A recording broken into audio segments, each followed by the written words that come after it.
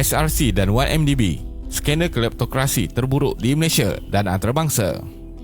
Sejak didakwa pada Julai 2020, Najib tidak mengaku bersalah, sering berdalih dan menegaskan bahawa beliau tidak pernah mencuri wang rakyat Malaysia.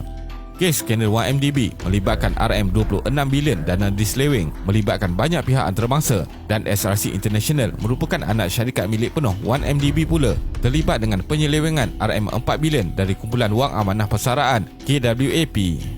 Idea penubuhan SRC International Sdn Bhd SRC muncul selepas One Malaysia Development Berhad 1MDB mencadangkan pembentukan syarikat sumber strategik bagi memastikan bekalan tenaga mampan dan berterusan untuk negara.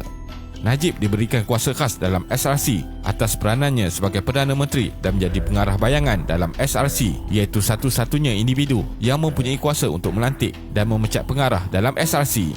KWAP menerima permohonan pinjaman RM3.95 bilion dari SRC International menerusi surat bertarikh 3 Jun 2011 yang ditandatangani oleh pengarah SRC International Nik Faisal Arif Kamil, yang juga mempunyai nota tulisan dan tanda tangan oleh Perdana Menteri dan Menteri Kewangan ketika itu, Najib, yang mengatakan bersetuju dengan cadangan ini. Pada 19 Julai 2011, pinjaman sebanyak RM2 bilion kepada SRC International diluluskan dengan syarat pinjaman itu dijamin oleh kerajaan atau dinamakan kerajaan sebagai pemiutang.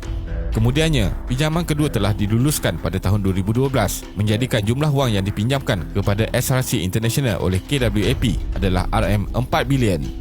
Wang berjumlah RM2 bilion dimasukkan ke dalam akaun SRC International pada 29 Ogos 2011 secara 4 transaksi. Dan RM2 bilion lagi dari KWAP ada dimasukkan ke dalam akaun SRC International pada 28 Mac 2012.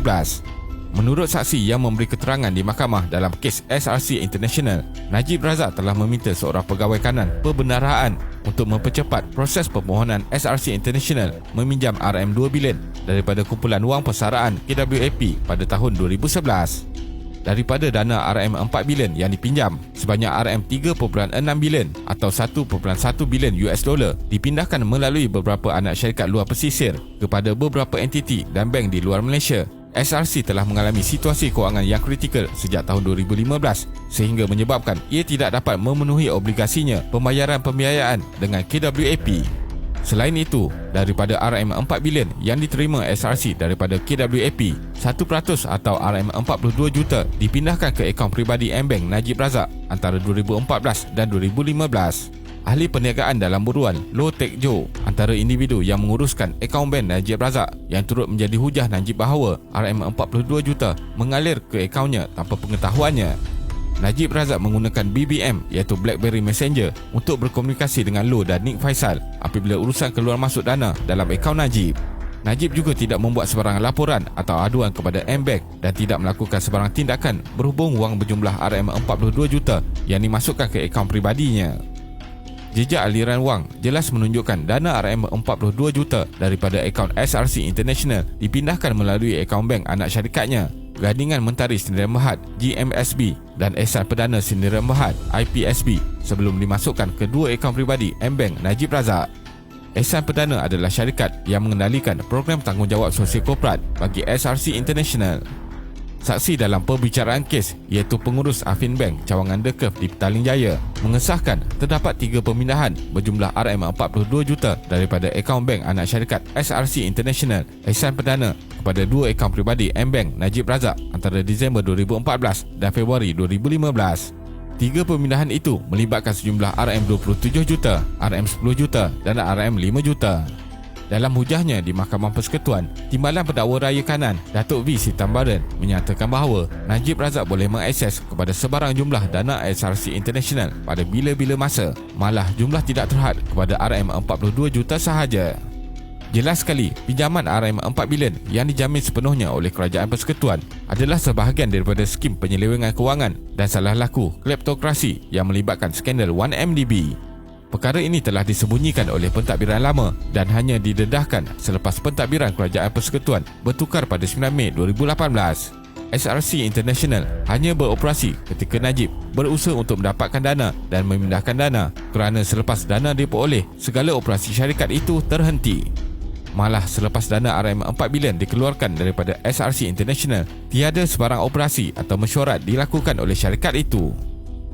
pergerakan wang haram RM42 juta SRC ke akaun Najib Razak. Wang RM42 juta yang dimasukkan ke dalam akaun bank Najib Razak dan tidak pernah dialihkan ke mana-mana akaun lain selain untuk perbelanjaan mewah peribadi. Berdasarkan bukti yang dikemukakan, Najib telah membelanjakan RM42 juta itu sebaik sahaja ia dimasukkan ke dalam akaunnya. Sewaktu perbicaraan, Najib mengakui isterinya, Datin Seri Rosmah Mansor, telah membeli barang kemas bernilai lebih RM3 juta daripada sebuah butik di Itali menggunakan kad kreditnya sebagai hadiah untuk isteri bekas Perdana Menteri Qatar, Sheikh Ahmad Jassim Al Thani. Najib juga memberitahu beliau telah membeli jam tangan bernilai $130,625 menggunakan kad kredit miliknya untuk memujuk Rosmah Mansor kerana terpaksa memendekkan percutian keluarga mereka di Hawaii disebabkan banjir besar Kelantan pada 2014. Selain itu, bukti turut menunjukkan Najib Razak telah mengeluarkan 14 keping cek untuk pelbagai kegunaan peribadi dan sumbangan politik, termasuk pengubah suaian kediaman peribadi beliau di Jalan Langgak Duta, Kuala Lumpur. Sebahagian dana tersebut digunakan untuk pembayaran kad-kad kredit Najib dan pembayaran balik pinjaman yang diperoleh daripada syarikat-syarikat milik kumpulan putera Perdana Berhad. Dakwaan wang RM42 juta tersebut adalah daripada derma dari Arab adalah tidak benar kerana aliran wang menunjukkan ianya daripada SRC International dan berakhir dalam akaun peribadi Najib Razak. Sekiranya ia adalah wang derma peribadi daripada keluarga diraja Arab Saudi, maka tiada alasan dana itu perlu didepositkan ke dalam akaun syarikat SRC terlebih dahulu.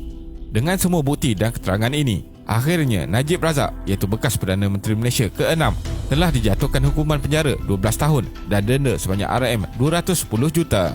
Namun demikian, ini hanyalah permulaan kerana terdapat lagi beberapa tuduhan yang membabitkan berbilion ringgit bakal dihadapi oleh Najib Razak. Kesimpulannya, walaupun masih ada persepsi berbeza dengan keputusan oleh Mahkamah Persekutuan, namun harus diketahui bahawa institusi mahkamah di Malaysia sudah menjalani proses mengikut prosedur yang adil dan telus seperti ditetapkan dari awal lagi. Hakim-hakim dari pelbagai peringkat sehingga yang tertinggi sudah mendengar keterangan daripada kedua-dua belah pihak tentang hujah dan bukti dan seterusnya membuat keputusan.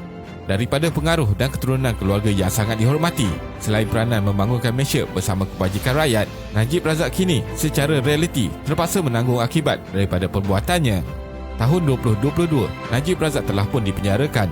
Namun persoalan mengenai watak utama yang memainkan peranan penting dalam skandal 1MDB, iaitu Jolo, masih belum terjawab. Kehilangan Jolo sejak dari awal penyiasatan kes ini terus menjadi tanda tanya kepada banyak pihak. Terima kasih kerana menonton dan jangan lupa subscribe. Jumpa lagi.